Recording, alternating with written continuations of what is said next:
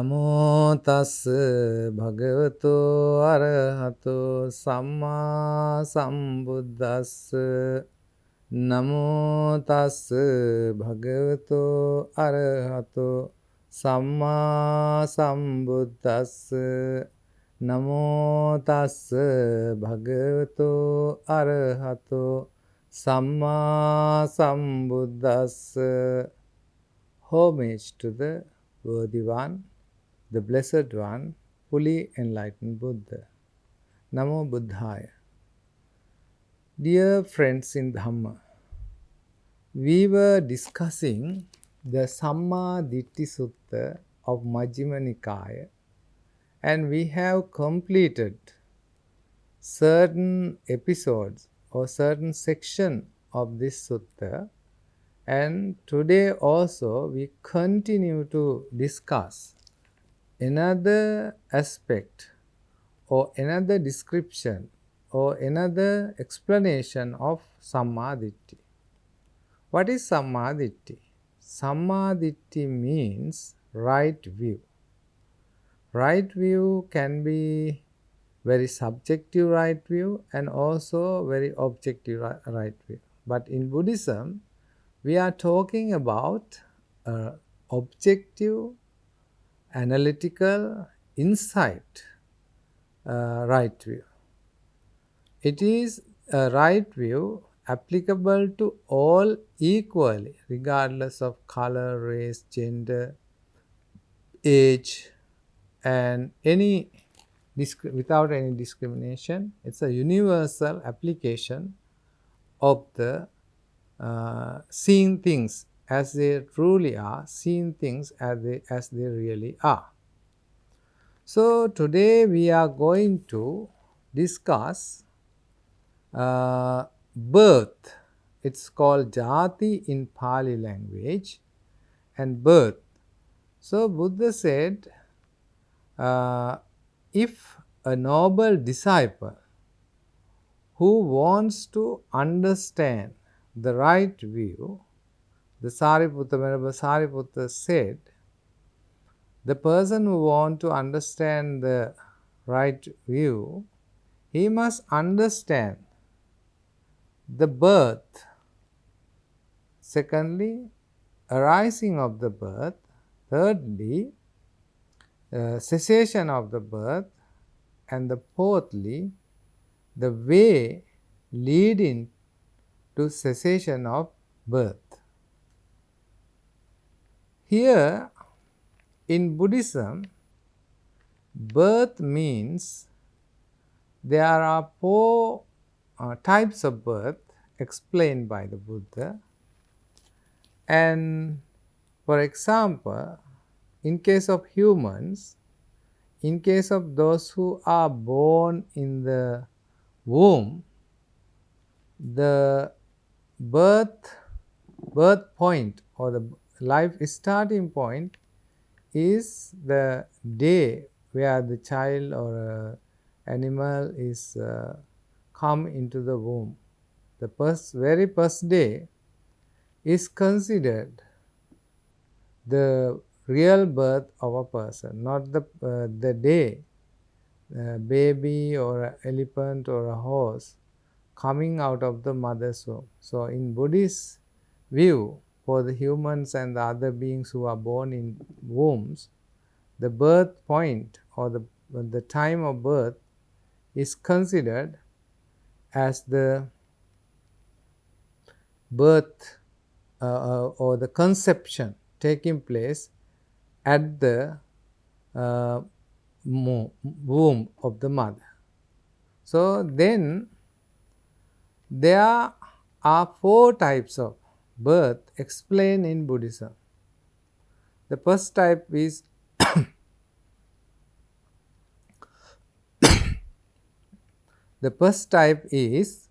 the birth in a mother's womb. The second type is the egg-born. Any creature or any birds who lays the egg and waits for maturity of the infant or the maturity of the creature that is inside the egg. Once he reached the proper maturity, he comes out of the eggshell, breaking the eggshell, it comes out to the world. So this is called egg-born. And the third is called sansedaja, or where there's like moisture, and some places where there's a lot of water resources or humid. And when this situation is there, there can be the worms and other kinds of insects or creatures can be born. This is called egg born. This is called sanseja, where there is moisture. And the last one is quite specific, and we might wonder it can be happen or is it possible. In Buddhism, apart from human world, there are other realms, such as heavenly realms is called Devaloka, and Devaloka has Tavatimsa, Yama, Nimmanarati, Paranimita, Vasavati. There are 6 heavenly realms, and also 16 Brahma world. So in these both realms, Devas and the Brahmas are reborn in this heavenly world spontaneously. So they don't need mother or father together give rights or give mother and father, there must be mother and father for their birth. No.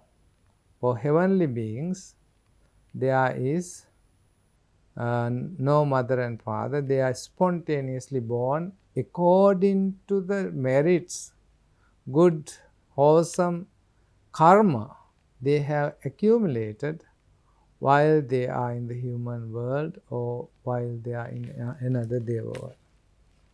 So friends, these 4 types of birth is the birth we are talking about in this Dhamma sermon. And when a person is born to the world, it is inevitable, it is unavoidable that the birth has its own weaknesses or its own shortcomings. For example, when we are born, we are very happy. We want to grow bigger and stronger and taller. All these are the dreams of the children. In actual fact, if you consider in an insightful way about our birth, how if we analyze the birth, how this birth can give rise to, how this birth can give deep understanding into our true nature of our human existence. So when birth is there are 3 main characteristics of birth. What is the 3 main characteristics? Uppado paññāyati. Everything in this world you can see arising or appearance or starting of the birth. And secondly, vayo paññāyati. You can also see that it is going to an end, it is coming to an end, it is getting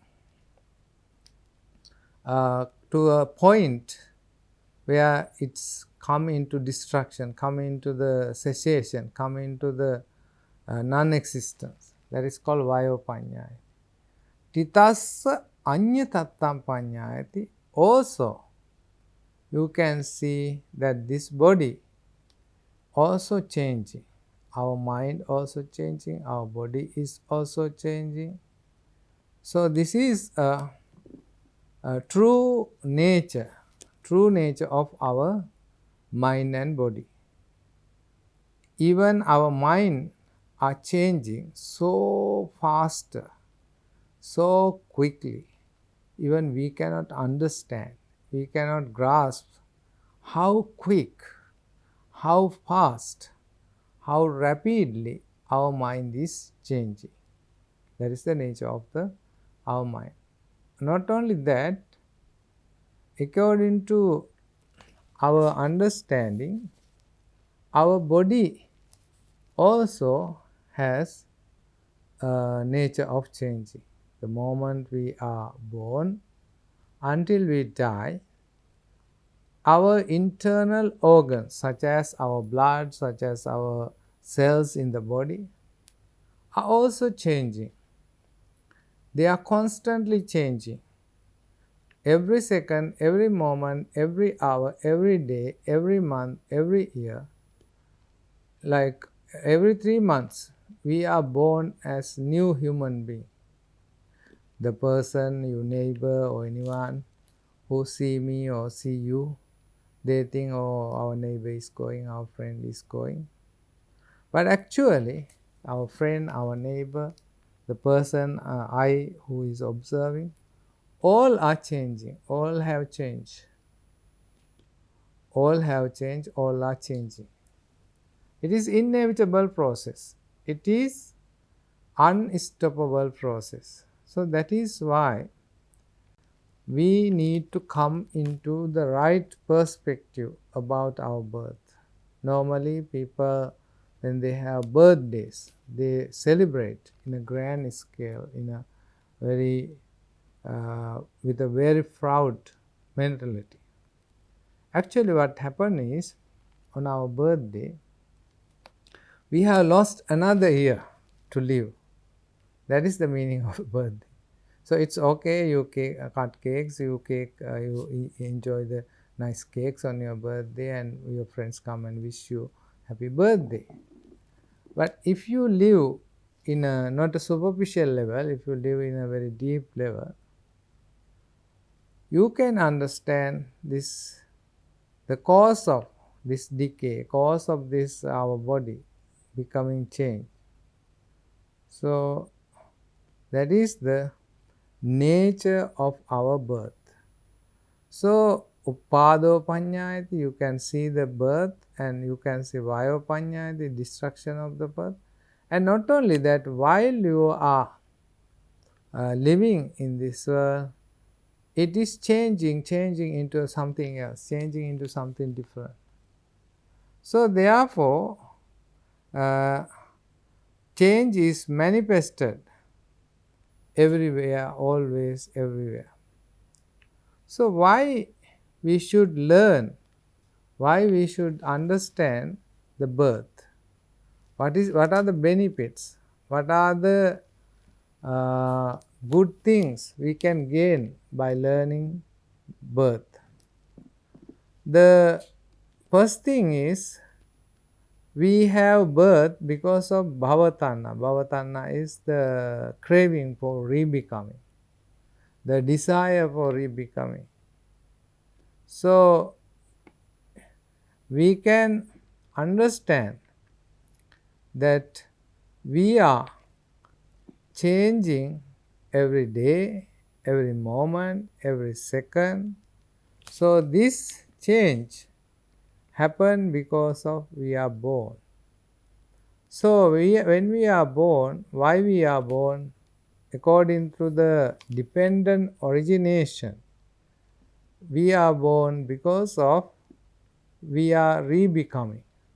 Bhava, or come into existence again and again.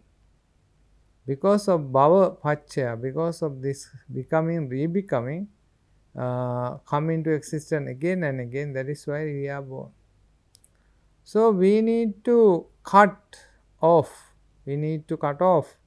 this cycle of existence.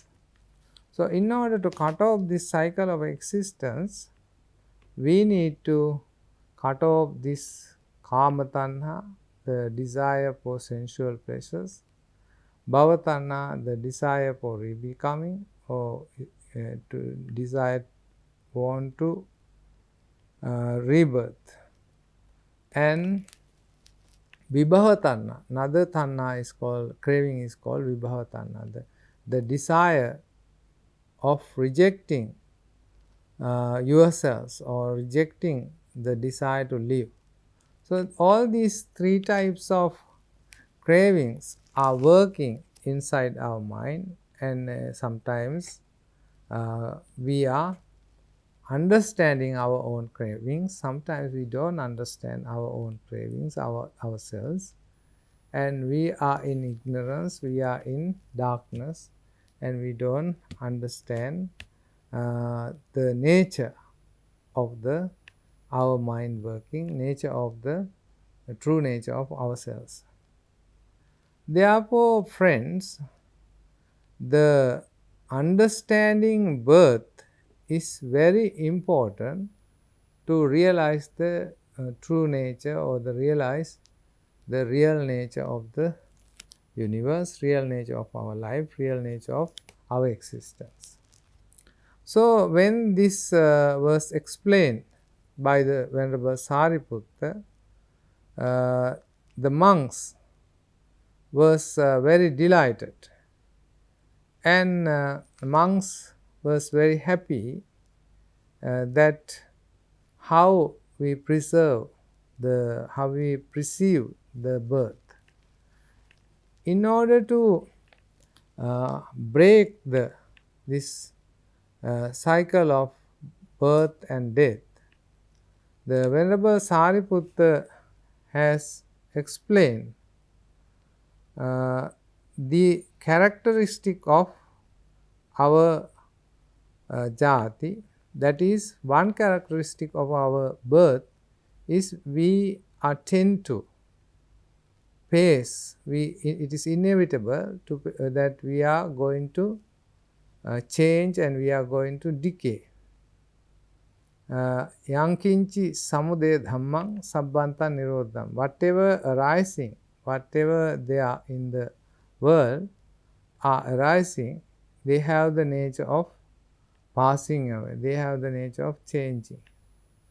So this changing nature can be understood if you observe our body, our birth, our physical body every day.